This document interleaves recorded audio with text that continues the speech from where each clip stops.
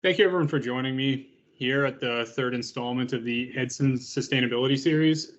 And the topic for today that we're going to be discussing is COVID-19 and global emissions. So we're going to be discussing how the pandemic has affected emissions levels and other sort of pollutants that we see in our major cities and in our economy. So as I was researching this topic, I found there's a lot of information around how COVID affected in global emissions levels and everything surrounding that. So I'm going to try and be as succinct as I possibly can on this and just hit the major points. So what we're going to be going over is just a bit of background of how emissions levels trended before the pandemic and how we got to where we are, how the pandemic affected emissions levels and what happened specifically, and then go into a short topic on building back better.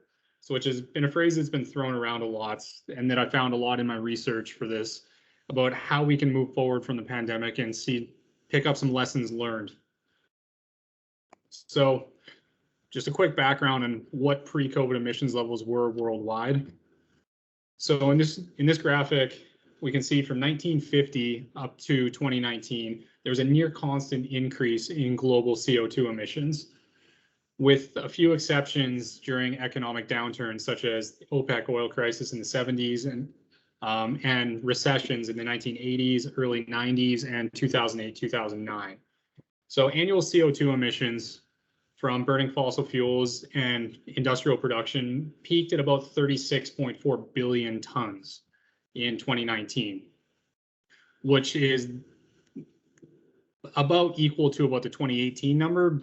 So we had flatlined a little bit for 2 years, but as we'll see, there was a major change during the pandemic. And thing to note for this graphic is that this is just CO2 emissions. This doesn't include other greenhouse gases such as methane, nitrous oxides, refrigerants, etc. So taking those into the tally, the total greenhouse gas emissions worldwide was over 40 billion tons in 2019.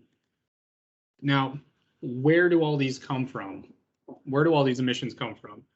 So this graphic is of 2016 and is the most accurate and up-to-date data I could find.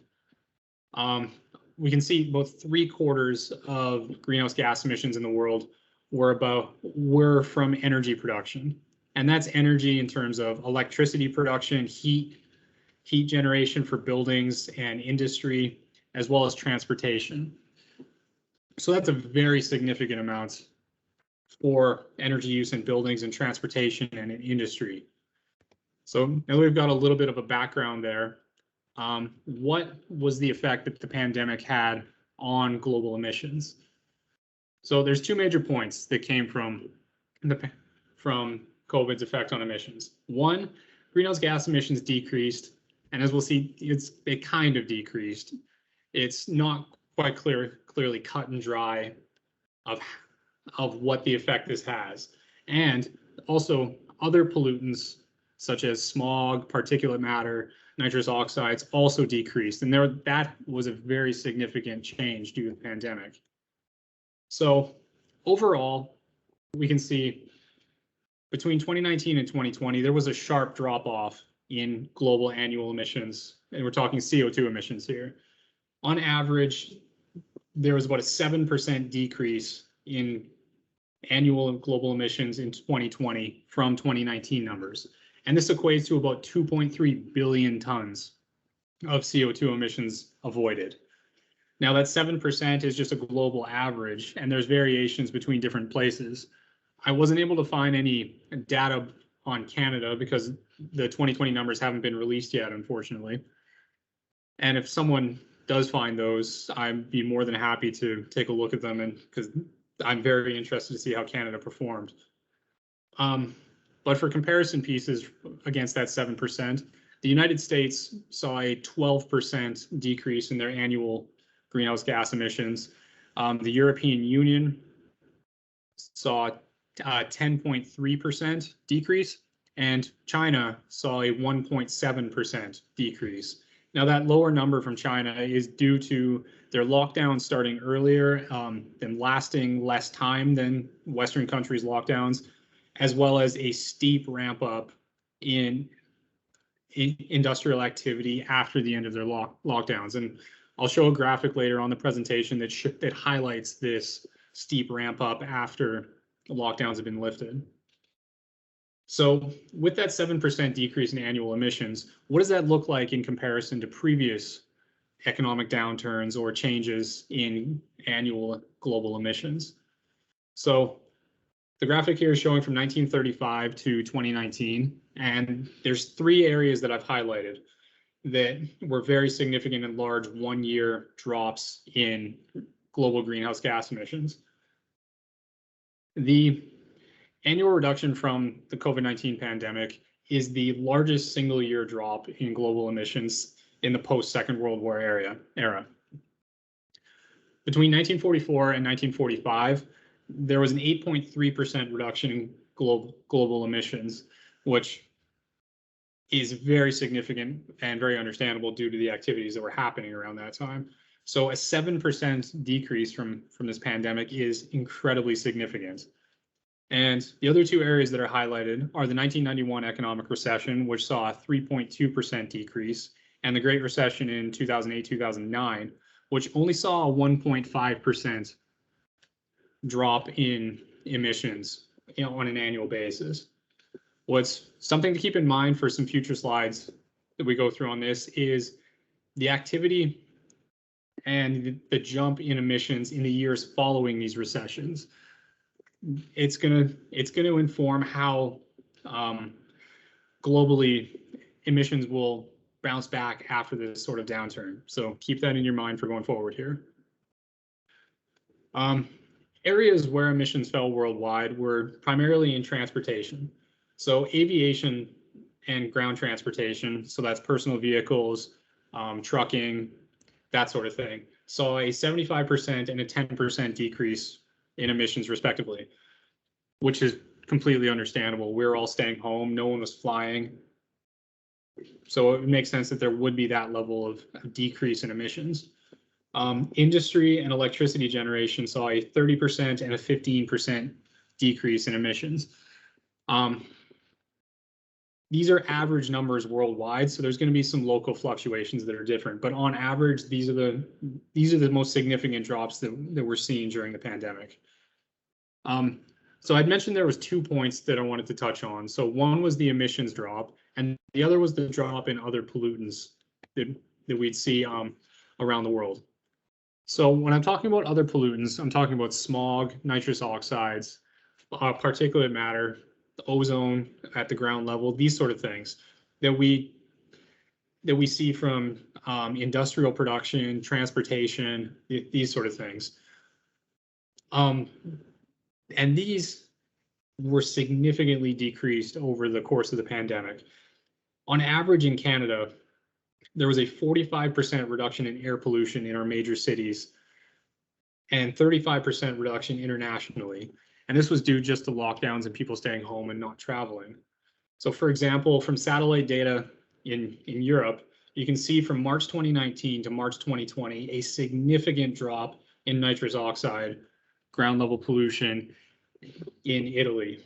You can see in the north end of Italy, which is a highly industrialized area, almost a night and day change between the 2 years. The same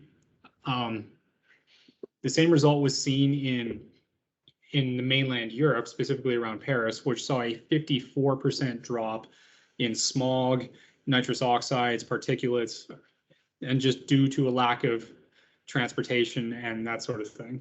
Closer to home, around Edmonton, Calgary, and the Fort Mac area,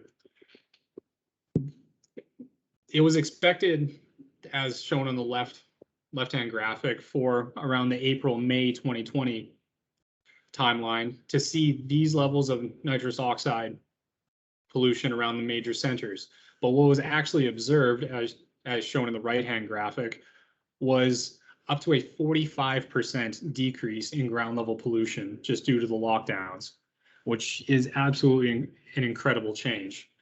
And additionally, Edmonton saw a 50% decrease in surface level carbon monoxide.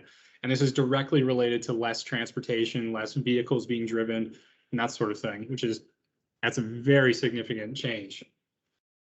However, unfortunately, this reduction in pollutions and emissions is not expected to be a long-term trend. And many areas have already seen a rise back to pre-COVID numbers in terms of emissions levels and ground level pollution.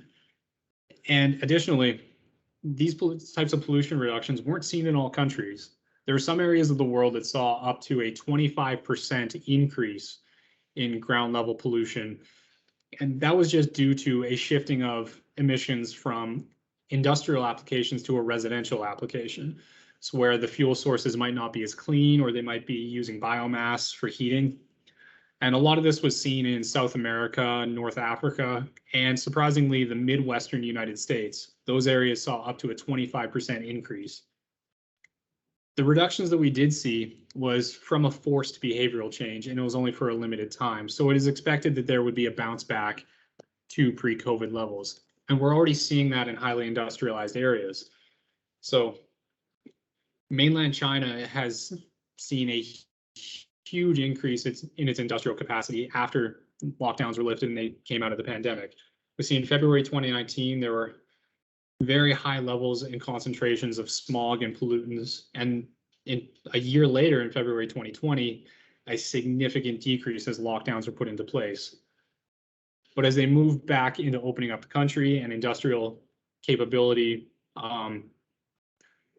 ramping up to meet consumer demand and to kickstart their economy again, we're seeing areas where levels have not only gotten back to pre-COVID levels, but have exceeded pre-COVID levels. So all of that ties back into the idea of building back better. I came across this idea as I was researching, and the idea is to not repeat the same mistakes that were made in earlier recessions, such as 1991 or 2008, where we're building back the same systems that we've had before. So there was a 2020 study published in Nature that highlighted these 3 key points of what they found during the pandemic and what that means. So the first key point is the emissions reduction that we saw from the pandemic will not slow climate change. It's a statistical anomaly that was not planned for, that was not predicted. And the reductions that we're seeing have been bouncing back to their pre-COVID levels. And the same with pollution that they noticed in major centers, because this was just a temporary lockdown, a temporary behavioral change. And structural changes are needed to our economy and infrastructure in order to have a long-term positive change from this. It was also noted in the study that it is expected that economic recovery will be similar to the 2008 recession, with massive investment in fossil fuels that provide a short-term benefit and boost to the economy. And that's already been seen from changes in fuel use going forward from this time. 2020, as you can see here, had a significant decrease in carbon emissions from fossil fuel sources. So those up to about 2 billion tons of CO2.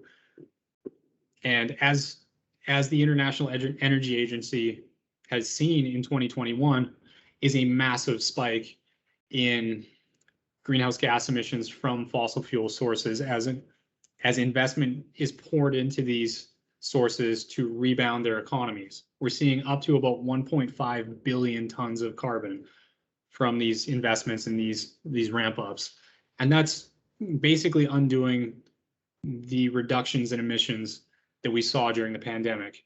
And similar pieces can be seen in 2008 and 2009 on this graphic from significant investment in coal, oil, and gas. And from this, emissions are expected to return to pre-COVID levels this year.